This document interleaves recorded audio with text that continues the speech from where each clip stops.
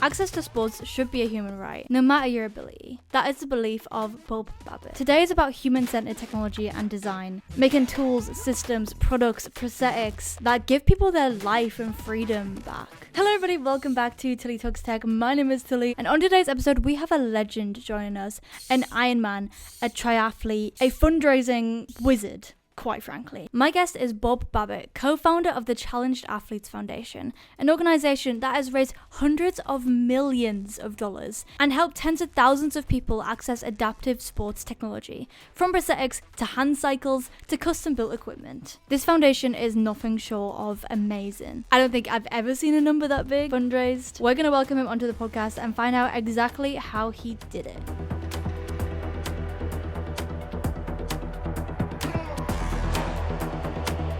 Welcome, Bob, to the podcast. Welcome to Tilly Talks Tech. I'm so happy to have you here today. How are you feeling? Everything is great, Tilly, here in beautiful San Diego, and nothing could be better. Yay, that's such good news. Bob, as of right now, correct me if I'm wrong, you've raised over 191 million for athletes, which is an obscene number, right?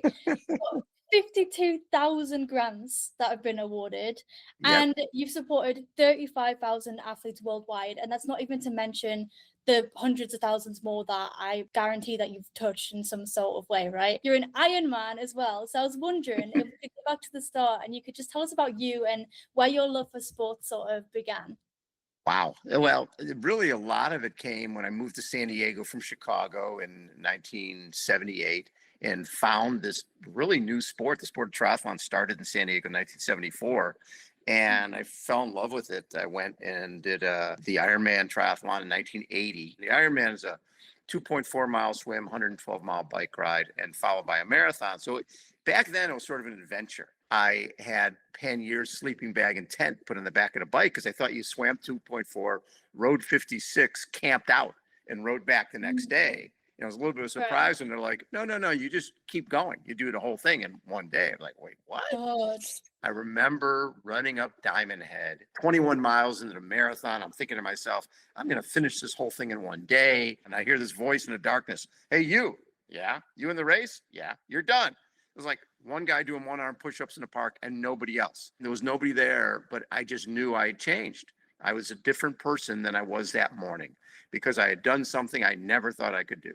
And that led to not just falling in love with the sport, but starting a magazine in the sport called Competitor Magazine. And when I had Competitor Magazine, I met a wheelchair athlete by the name of Jim Knob, who had won Boston Marathon 5 times as a wheelchair athlete. And I remember interviewing him, and something you will totally relate to is I'm at his house and he's sitting in his wheelchair and there's a nickel on the floor.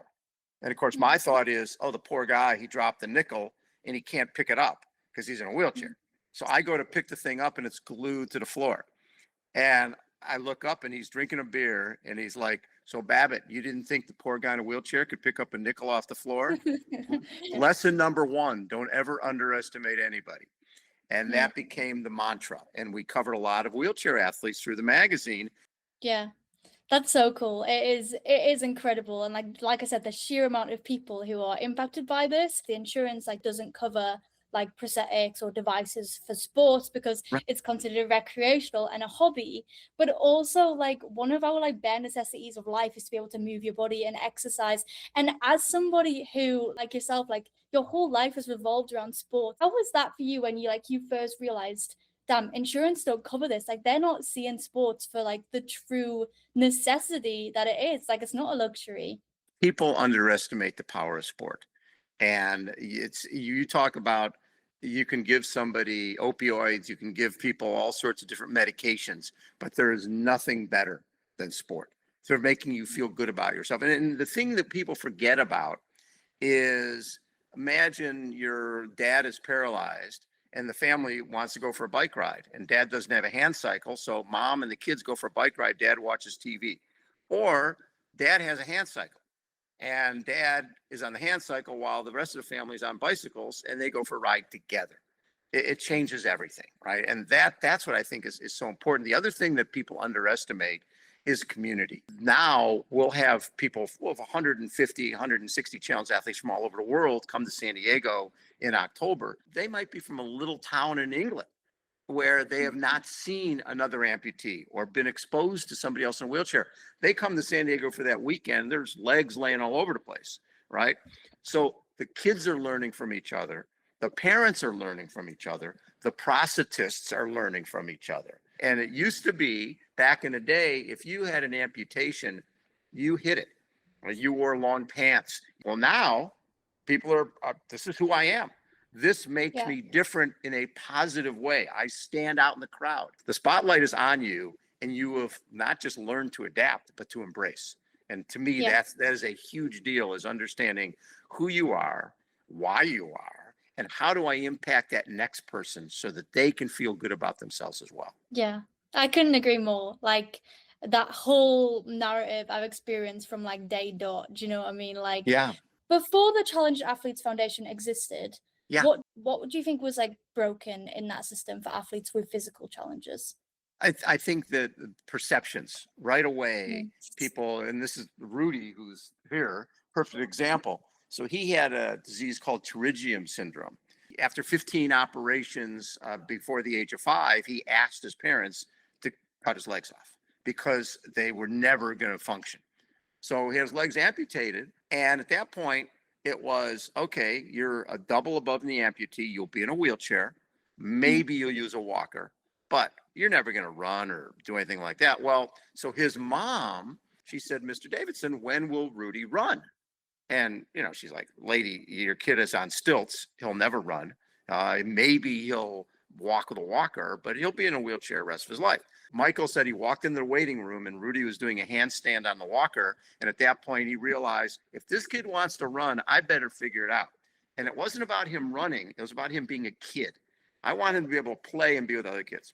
So the two of them, we're talking a 6, 7, 8-year-old and Michael Davidson, became collaborators on, okay, how do we make these things better? And Rudy was skateboarding and he was playing paintball and he was breaking leg after leg and socket after socket.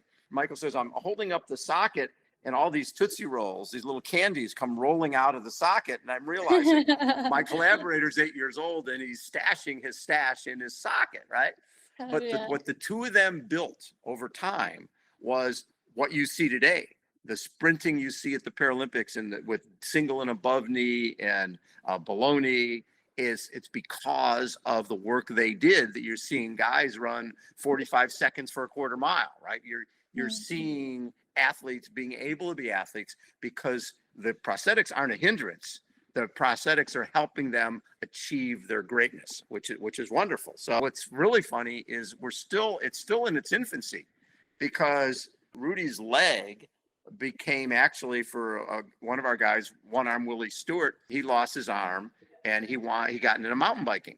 What happened is that same prosthetist, Michael Davidson, took Rudy's leg and made it into an arm and plugged it into the handlebar so that Willie, it became part of Rudy's leg became Willie's arm that allowed him to do the Alcatraz triathlon 25 times, kayak the Grand Canyon. That's crazy. Like you turned the leg into an arm. Yes. Versatility. How did they even do that? Just like, well, he took the socket that was Rudy's socket and then figured out how to plug the end of the arm into the handlebar so that he could control it, right? And it's crazy. And then all this stuff with prosthetics, as you know from what's behind you, is still novel. It's every single day there's new things happening that are allowing athletes to not just accessorize, but to find something that's going to be more functional than it was the day before.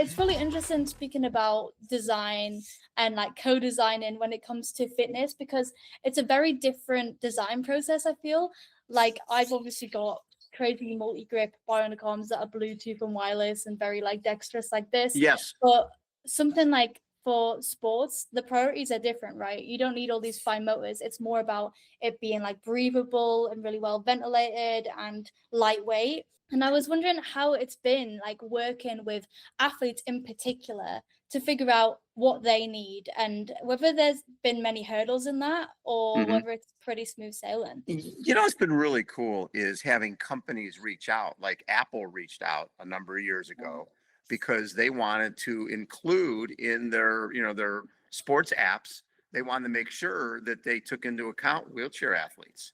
And Mhm. so what they did is they actually set up at CAF, and we had numerous wheelchair athletes come in from different sports so they could include those sports on their sports watch. So in seeing companies like that, Nike as well, over the years, Nike's been a global partner of CAF, and they have been so open to, coming up with shoes that people can put on without having to lace them up, that you can put them Yeah. on without needing your hands. It's been wonderful just seeing how companies want to adapt. The biggest issue is that adaptive tech is so expensive. Like, we Yes. can preach and say how necessary it is, but how do you get that money and how do you make sure it's accessible? That's the biggest problem. I mean, my first prosthetics I had to fundraise for. And Right. I think my most expensive pair of prosthetics I had were about like 36 grand. Oh yeah. And they couldn't open wide enough to hold a cup, you know? And they were still 36 grand, which is absolutely crazy. And we always have to fundraise for them. Fundraising being something that you're very good at, thankfully, because like a racing chair, like you said, can cost thousands. Some Yes. prosthetics, particularly the sports ones, like we mentioned, aren't covered by insurance, which is insane. Like, makes me so mad. Some adaptive bikes can be more expensive than cars. You haven't just helped like a couple, you've helped tens of thousands. So I wanted to know like what the Challenge Athletes Foundation sort of funding story is. How did you manage to do all this and where does all that funding come from? When we first started, it was great because it was myself and my good friends Jeffrey Eskow and Rick Kozlowski. And really, when we started the foundation, I had my magazine so I could promote what we were doing. Also have Yeah. some, halfway decent at marketing. Jeffrey was he was the CFO of a clothing company called the Tinley Company, and Rick was an event producer. So Rick put on the event, and Jeffrey was let's figure out how do we fundraise. And our goal was we want to have an endowment. We wanted to make sure we were around for the long haul. So our goal was to get to $1 million in the endowment. And now it's over 30 million in the endowment. Just the interest off the endowment allows us to give out a lot of our grants. Plus, the building that we're in San Diego is paid for, spits off about $300,000 a year in dollars that we use for grants. So we're incredibly fiscally responsible, Mike. We use every penny to take care of our athletes. So now we just did a gala, our first ever gala in I LA. saw that. Yeah. Let's take a look at that. Good evening, everyone, and welcome to the 19th Annual Heroes Heart and Hope Gala.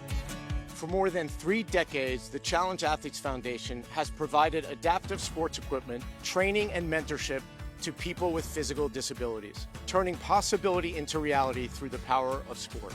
Ladies and gentlemen, please welcome Famita Ayembeku. I know without a shadow of a doubt, if I did not get that running blade, I would not have accomplished everything that I have been able to accomplish. I want to tell you guys to please keep supporting, keep coming out, keep showing your love because it really changes lives. The CAF school program shows students that difference doesn't mean division. It means possibility and it means inclusion. We want to reach out to kids with our lives and let that be their motivation. Please welcome Stella, Sophie, and Ryan Cannon to the stage. Challenge Athletes Foundation has given Stella, Ryan, me, and our sons a community that understands and accepts us. Your support has helped to turn those questions and that fear that we had when Stella was born into acceptance and joy. Together, we make the impossible possible and raise the funds that allow this life-changing work to continue. Every paddle that you have tonight in front of you is going to fuel movement, independence, and hope. Look at this community for Challenge Athletes Foundation. Unbelievable. Yeah, we raised, that was 2.5 million. Congrats. And, I know. And our gala in San Francisco was 1.1 million. That's coming up I think that's coming up end of April. Done a bike ride down from San Francisco to San Diego. It's called the $1 Million Challenge. And then we have our San Diego Triathlon Challenge weekend. But the cool thing, one of the things we knew early on is your net worth is your network, right? So your network is people who now believe in this cause because you are so passionate about it that they become fundraisers and they bring their families on to become fundraisers, right? So the next generation is stepping in and saying, we believe in this foundation, we believe in the mission here, and we're going to help make that happen. And again, the relationship with Ironman, we would get a spot in the Ironman World Championship that we could auction off.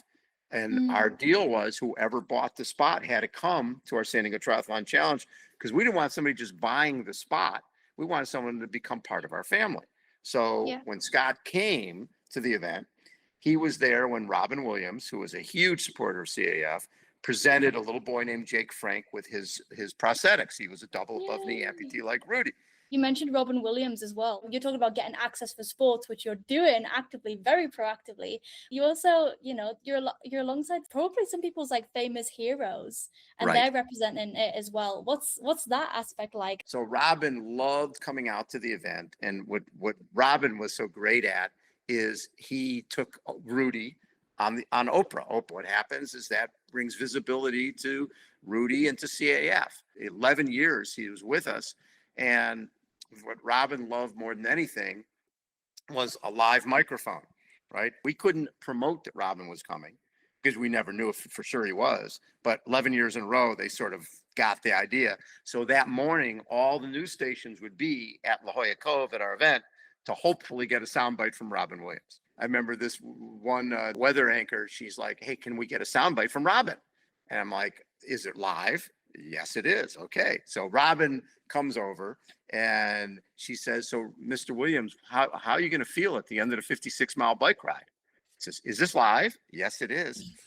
I'm going to feel like there's a river of sweat like Niagara Falls running down the crack of my ass.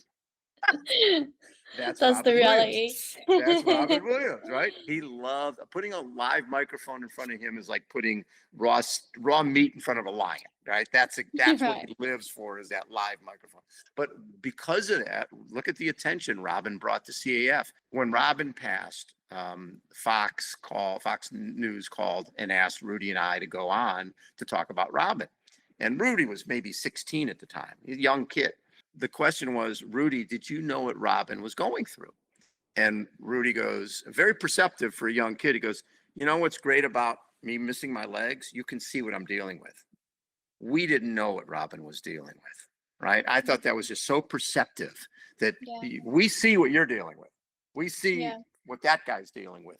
When it's something in here or in here, you don't necessarily know what Robin Williams was dealing with. Robin was like such an amazing support. I read so much about that, and I'm so glad, he got behind such an incredible cause, and you got so much support. So many people have got in touch and wanted to like get behind this whole initiative. And I just want to knowing that, take us back to the start of when, you first got this hand cycle for McLaren. Was there a moment where you were like, damn, this is the start of something big? And what did that equipment unlock for him, but also you guys, and just the way you wanted to progress this and make sure access prevailed even more so into the future? Yeah, I would like to say there was a big plan, but our plan was really just to get the van for Jimmy.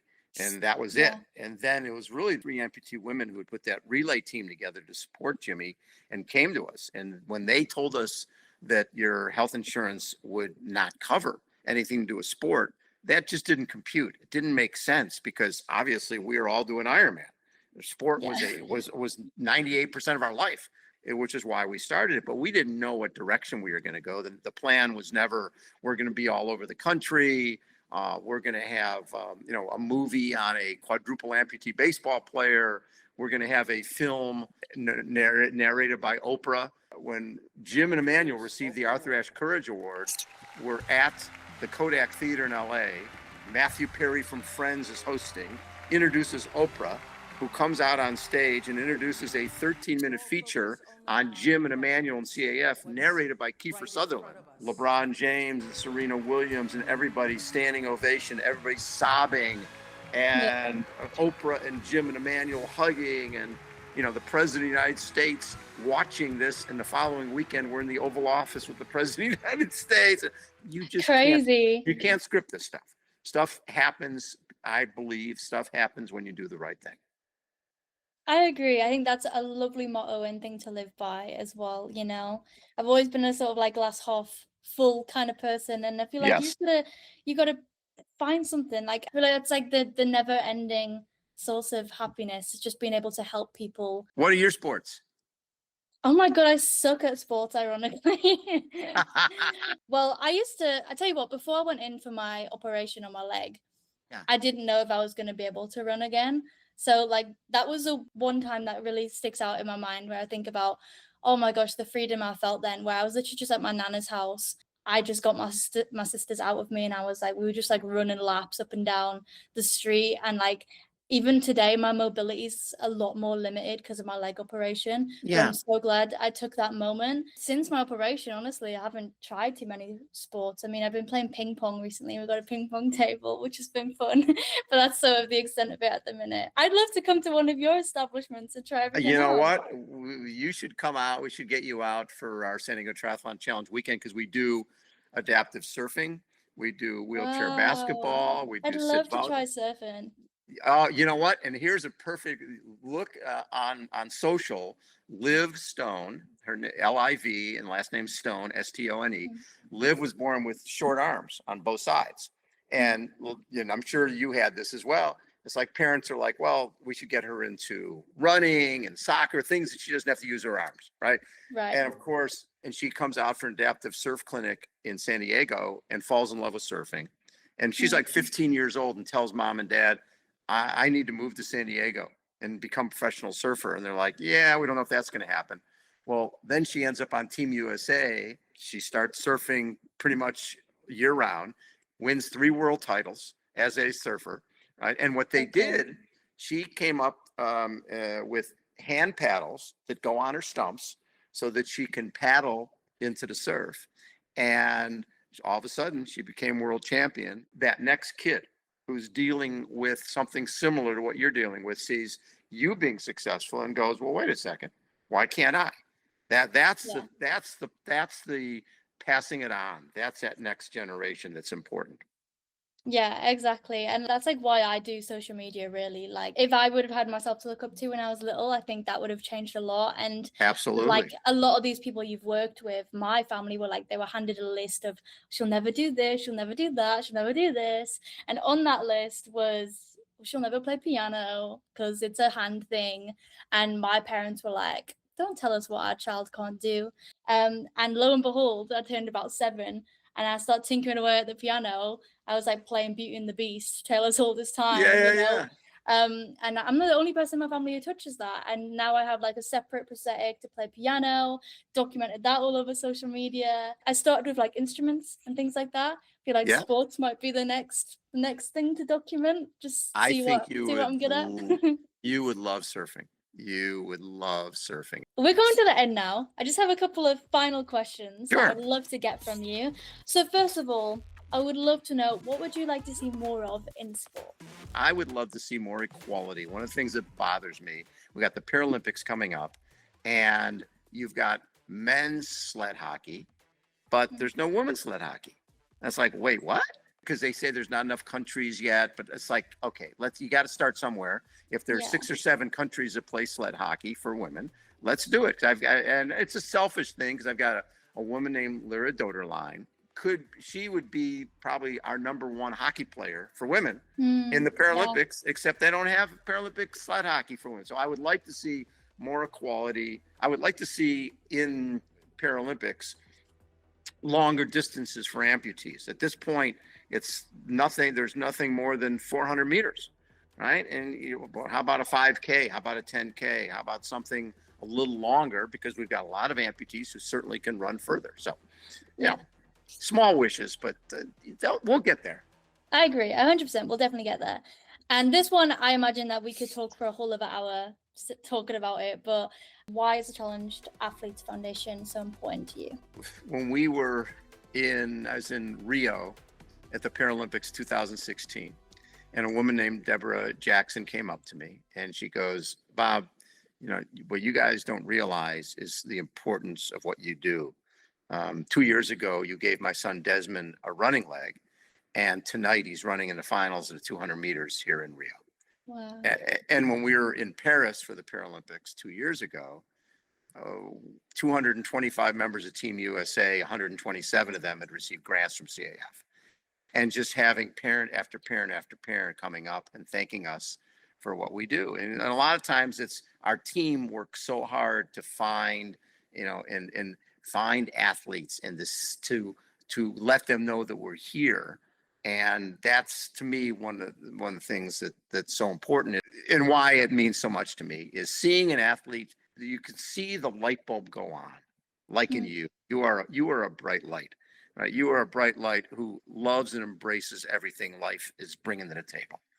That is what brings me joy, is seeing people who there's life after trauma. There is sometimes a life you never would have imagined. And if we at CF can somehow help somebody, our goal is you tell us what you want to do. You want to play baseball. You want to play basketball. Well, our job is to try to help you make that happen. We're a conduit. And when you see somebody reach their goal and become that better version of themselves, there's just nothing better. Yeah, I imagine that's the most amazing feeling in the world. And that really resonates with me, just wanting to help people, because I've been there and fundraising for myself as well back in the day. Accessibility should be number one, but this stuff is so expensive. And that was actually one of the missions when I started this podcast. I don't know if you know this, but we started this podcast with the initiative that, we wanted to get monetized, and all ad revenue was going to go towards our own foundation, which is the Open Bionics Foundation. So that goes towards people who can't afford prosthetic hands. I want to ask you, what advice would you have for somebody who is starting their own foundation maybe and wants to make the same positive difference that you guys have? Well, again, your network is your net worth, and having people around you who also share your vision. We have people who are going to events and raising dollars for us, from doing their own triathlon or their own ultra marathon, and then having race directors like Ironman and Chris Kosman at Badwater has always is raised nearly $1 million for us just by having his event be a fundraiser for us. Things can start small and then become really, really big. It's don't have too grandiose a plan. Just come into it and say, I want to help one person. I want to help 2 people. I want to help 3 people. And then someone's going to go, I got an idea. And just being open. Yeah, that's so cool. I definitely need to get down and check this all out, I swear.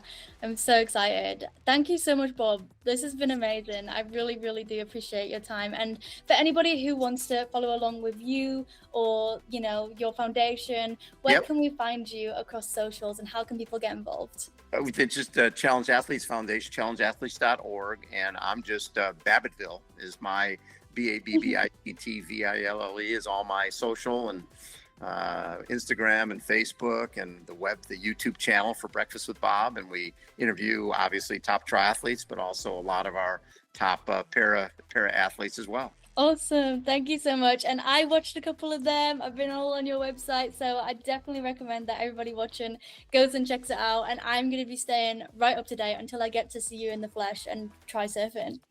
And what's cool about this date, Tilly, this is actually the 48th anniversary of the first ever Ironman, February 18th, 1978. Oh my goodness, I had no idea. That's awesome. Perfect day for us to chat. Really a treat to get to meet you. And again, you are a bright light. You're doing some great work. Keep doing what you're doing. Thank you, Bob. You're so sweet. I'll see you soon. See you soon, Tilly. Thank you. Bye. Bye. Oh my goodness, that was so cool. 191 million is an obscene amount of money, and the amount of people they've helped is truly phenomenal. The CAF has actually funded 5 people to receive Hero Flexes, which is obviously our activity arm, and they've got them now getting themselves back in the gym, picking up their hobbies that they thought they wouldn't be able to do. But, with a little adaptation, you can. If you yourself are looking to get back into sports, or you just need that extra bit of push, or you need that accessibility or a grant, definitely do head to the website and check out what they offer, because they offer so much. Their grants are for athletes with a permanent physical disability, open to all ages and skill levels, and they're also open to eligible athletes worldwide, and there are so many options. You've got sport expense and participation grants, adaptive sports equipment grants, lower limb sports prosthesis grants, EOS fitness membership grants. You've got US military and first responder grants, and you've got some area specific grants as well, so definitely do check that out. Bob just told me that they take the applications in September, and most people can get their grant by like March, which is crazy. He said the prosthetic ones take a little bit longer, or the military ones can take around a year, but still incredible work. So if you do want support there, check it out, or be the person to donate. What an amazing cause. Thank you so much for listening to this episode of Tilly Talks Tech. I really hope you enjoyed it. It feels perfect for the Paralympics coming up. You know, we're getting the anticipation going. And yeah, I think my takeaway is that I need to get to San Diego and learn to surf. Thank you so much for watching. Make sure to like, comment, and subscribe. Tell me who else you want me to get on the podcast. And I will see you next time. Bye.